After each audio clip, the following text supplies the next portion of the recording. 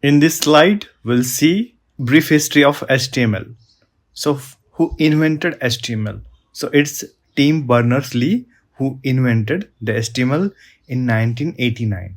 HTML is evolved through many versions. Currently, we are using HTML5. If you want to see more about the different versions of HTML, you can Google it or you can find it on Wikipedia.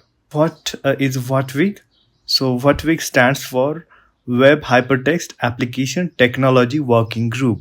W3C stands for World Wide Web Consortium. So the WHATWG and the W3C are two major organizations involved in the development of web standards, but they have different roles, histories, and approaches. WHATWG was created by browser vendors like Apple, Mozilla, Opera, and later joined by Google and Microsoft in response to the frustration with W3C slow progress. Now, WHATWG maintains the living standard of HTML, meaning it's constantly updated based on real-world browser implementation and feedback. Where W3C founded by Tim Berners-Lee, a broader organization that works on standard across entire web ecosystem, including CSS, SVG, etc. Around the early 2000s, the W3C wanted to move away from HTML to HTML, but browser vendors felt that wasn't practical.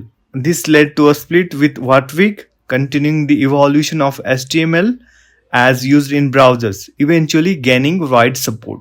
In 2019, both groups signed an agreement to collaborate, with WHATWG taking primarily responsibility for HTML and DOM. As web developers follow WHATWG HTML living standard, it reflects what browsers are actually implementing.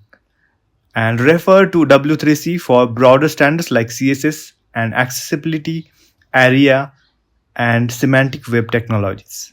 So nowadays, both W3C and WHATWG both are collaborating for HTML.